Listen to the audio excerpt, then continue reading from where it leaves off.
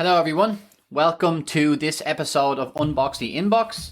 It is 2024 and I am pumped and I am happy to be here and to be able to help you with your subscription box business in my own small little way.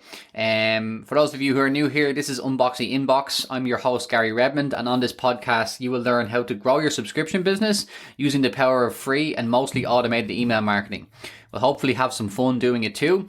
For those of you who don't know me, I'm the co-founder of BusterBox.com and also a mentor and coach, helping founders like me create their dream life through their subscription business.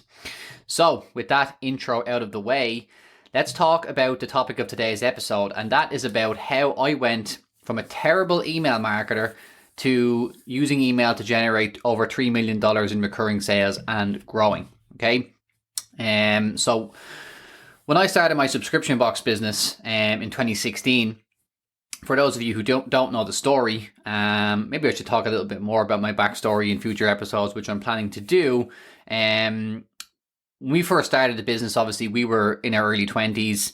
I was 24 and I was living in Canada. Like Liam and Paul, my co-founders, had been my friends since we were kids. We went to school together and we actually all lived like very close to each other too. So we're friends for like 10, 12 years at this point. We used to play football together and stuff when we were younger. And I was basically recruited. The guys were looking at starting a business and Liam was looking at Birchbox, Glossybox. We both had I had some failed businesses in the past, like pretty small stuff, bringing in makeup brushes from China, selling runners to friends from Chinese websites and stuff like that. Nothing very successful. And Liam had another business it was a marketplace business that he started and it didn't end up working out. And Liam and Paul were coming together to try and launch a business, and we found BarkBox, and we said, well, nobody's doing that over in Ireland. Let's actually launch something like that. And we ended up launching BusterBox, and I was still living in Canada at the time. I'd lived here all my life, but I went over there on a working holiday, and I was there for about 5 or 6 months. And I actually came home from my brother's wedding in October 2015. And the guys had mentioned they were looking at it, and I said I'd be interested. So when I went back to Canada, they called me on Skype and we decided to do it. So I was still living in Canada for the first 4 or 5 months of the business being running. And in the beginning, obviously nobody had any prior business experience. No one had any skills. The only skill I could say that I had, and maybe by the reason the guys thought I would be a good fit, was that I was pretty good at writing. I could spell pretty well. Not that the other guys. Well, let's be honest, the two of them weren't great at spelling back then. Obviously, they would openly admit that. Not that it's a big problem now with Grammarly and things like that, but I'm not sure if we were too familiar with things like that back then. So I was I was recruited as a co-founder in the beginning. Based on my writing skills, I suppose, being good with words is kind of something I was okay with in school. So unsurprisingly, my job at the very beginning of the business was writing. So, I had no idea about online marketing, how to generate any subscribers for my business, but I did know one thing, and that is to get customers, you must first get traffic to your website. So, of course, in the very beginning, you're running around testing all these different strategies like you do. I did what most people did, and that's some good old-fashioned Google research. And what I learned was, I'm sure I typed in, let me just actually do it, how to get traffic to your website. I'm sure it's similar enough info here. How to get traffic to your website, get listed in online directories, build backlinks, post on social media, include hashtags, landing page, target long tail keywords, start email marketing. So this is like the extent of my knowledge at the time, which is probably relatable for a lot of people in the beginning. But like there's a few things here, like I see 3 things here that mention like backlinks, keywords, things like that. So what I basically stumbled upon pretty quickly was how to use writing to generate traffic, and that was through SEO, blogging, and like writing articles containing keywords, i.e. that keywords are where someone is searching for something on Google. If you have that keyword that they're searching for, and you basically optimize your articles that you're writing on your blog, Google will push your website up to search results. So let me explain. If someone is searching for dog toys, in our case, or the best dog toys in Ireland or whatever, you could write an article that basically would talk and mention like dog toys Ireland, and mention all the different things and talk all about all about dog toys. And if you structured your article in the right way and Google thought it was a helpful article for someone who was looking for that particular search term, you would be pushed up to search results. Okay, so that's kind of, since I only had really a skill of writing, and that's kind of what a lot of these websites mentioned, we obviously had no budget or very little budget in the beginning for any ads or anything like that. And I did what most people did, take the path of least resistance and do the free strategy that sounds easy, and kind of go with that for now. So yeah, so that was great. If we built up enough traffic, we can populate. I thought that if we built up enough traffic to the website, it would take some time to get up to search results, but soon enough we'd be at the top of the search results for all these keywords. Then what we do is when we have traffic on our blog, we pop ads, or we pop little links in there for people to go over and sign up to our box. Sounds great. Let's do that. We'll be rich in no time. Pretty quickly though, I realized that number one, getting to the top of the search results is actually very difficult, and things change all the time, and you have to constantly be, updating your articles and staying on top of the latest keywords and trends and whatever Google decides to do if they change their algorithm.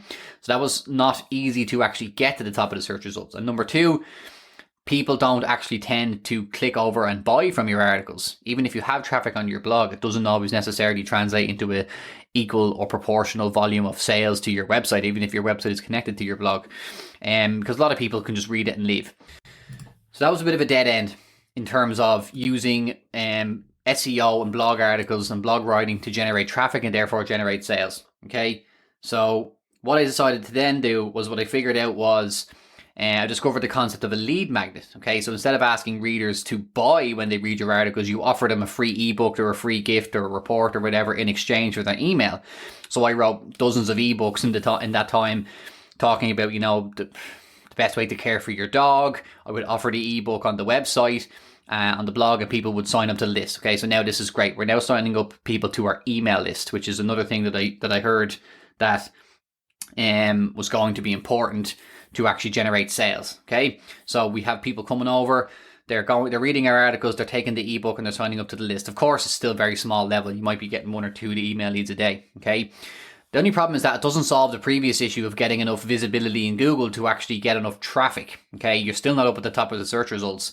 And it also creates another problem in that there was no guarantee that the people who did get my lead magnet were actually interested in buying my box. Okay, they might consume content about dogs, but not necessarily spend any money on their dog or enough to sustain a subscription to BusterBox. Okay, like, people think your product is so mass market, everybody who has a dog will get it. That's actually not the case. It's only people who have the disposable income, who maybe are guilty about leaving their dog at home because they're working full time. It's usually young women between 25 and 34.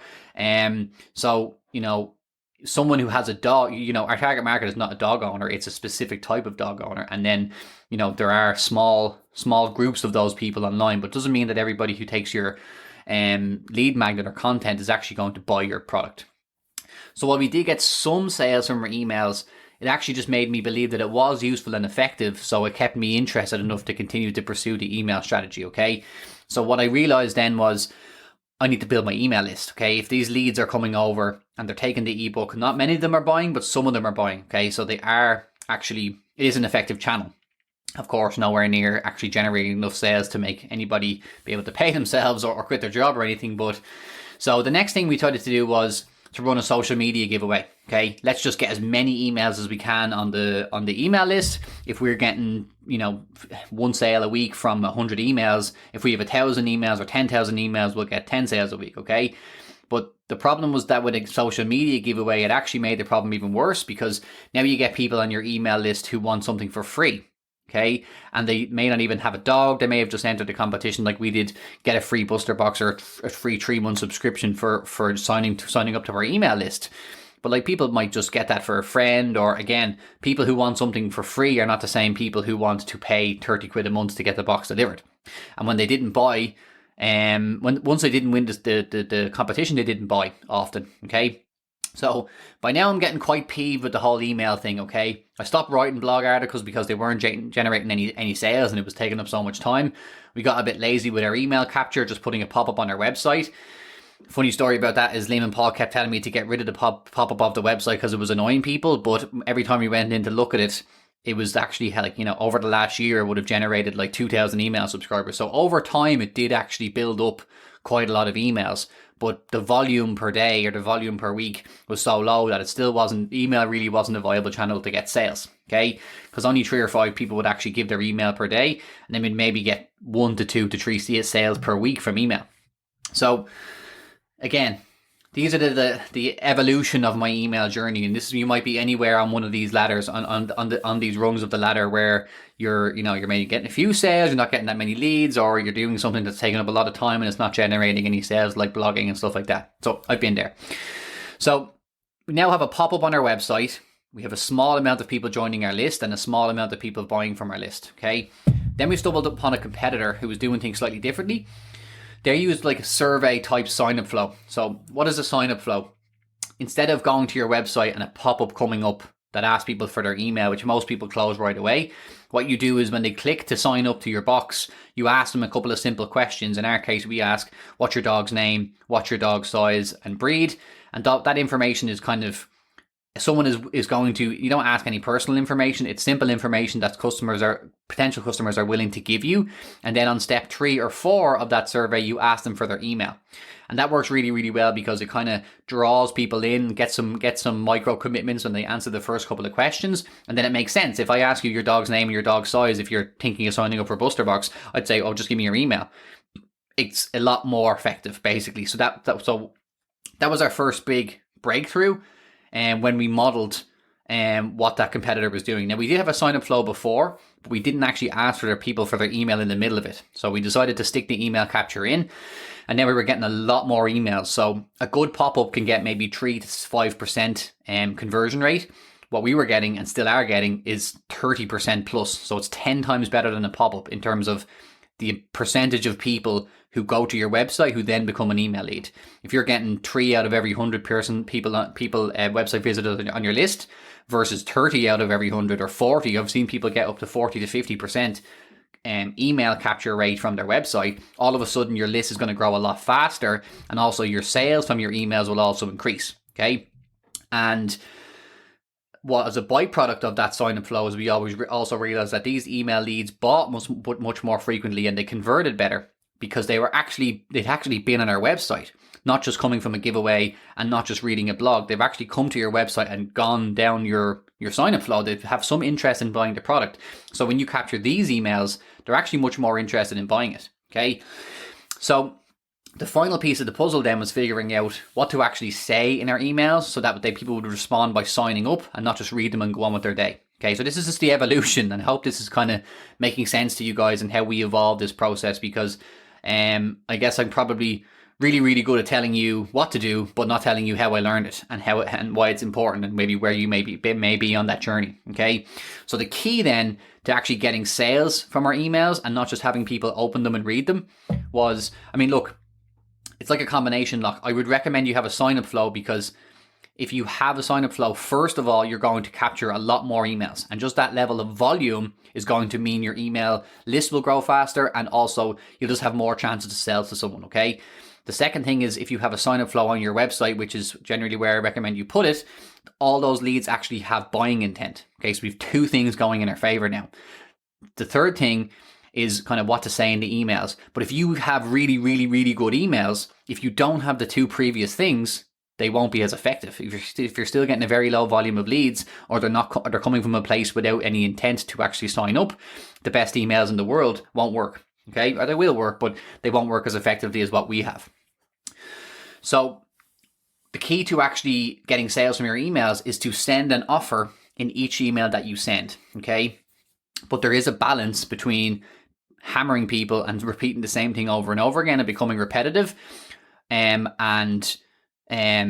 what we do, which is we would change our offers quite frequently. We would not just say the same thing over and over again, which is something we did get into doing for a while. Like, we had a free box running, a free box offer, and you'd send the email Monday and then send it again on Friday, and after a while people would know what the email said before they even opened it. So they would stop opening them and became less effective. So the key is to keep it interesting. And that's by changing your offers frequently, changing your email designs, staying relevant with current trends and current events is also a good way. let's say it's Christmas or back to school time or Halloween, you can leverage that in your emails and kind of keep your offers fresh and have new angles and perspectives. Okay.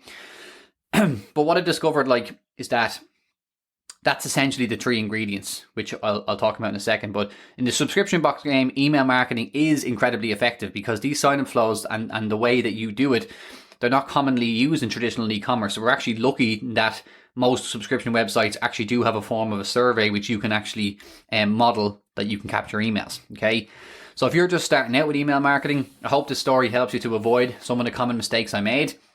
And the common mistakes are to spend a lot of time writing articles and newsletters that get no sales.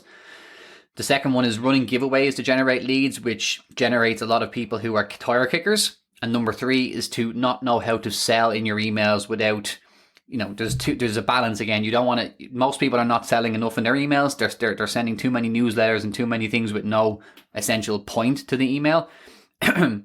Or they're too repetitive with their offers and they're not keeping their customers engaged and they're just making people unsubscribe.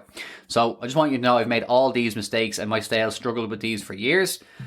But often I find it interesting to discover that how often we overcomplicate things. Okay, we find roundabout ways to get what we want. And after following a strategy for a long time, we actually realize that the right way to do it, which brings the results that we want, is often easier and more effective than what we used to do. So in this case, I wanted sales for my box. I wanted money. I wanted to quit my job, and I started writing blog articles for 10 hours a day. I started doing lead magnets. I started writing ebooks. I started all this round, to think of the long way around to actually just making money. And I know you need to learn and you iterate, and hopefully this podcast episode will help you. But it's funny, because I recently relearned this lesson with my personal brand. Instead of I was creating lead magnets and funnels and all this sort of stuff, and people are telling me you need to sell in the DMs, you need to create content 5 times a day and whatever. And it's so now what I do is just have a link in my Instagram profile to my newsletter. I write content a couple of times a week. I have someone obviously now, not obviously, but I have someone who can help me with design and a VA to post it for me. So. And all I do then is just basically drive people to the newsletter, and then I send emails to my list. Okay. So it's actually less work and it works better, which is crazy to find. Usually it's kind of oh yeah, but to do the right thing is going to be more work. Sometimes it's actually a lot of the time it's actually less work to just do things more effectively. So now that we understand kind of how my evolution through my email marketing journey, just some practical tips that you can use and kind of key ingredients to a successful email strategy. The first thing is going to be the high intent leads. So what I learned was that if you generate leads who are actually from your website and with high intent, as in they've some interest in signing up to your box, it's going to make your emails a lot more effective. Okay. Second one is lead volume. If you have a sign-up flow rather than a pop-up or some other mechanism that's not that effective, you're going to generate a much higher volume of email leads, and again, if they are high intent, we now have 2 of the ingredients out of 3, okay?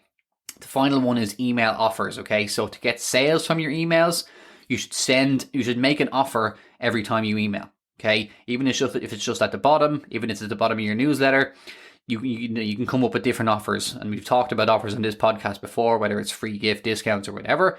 But the most important thing is that if you have high intent leads, high lead volume, and you're actually asking people to buy, you will sell more from your emails. And this is what I use. This exact strategy is what we use now to generate 500 plus subscribers per month just from email alone.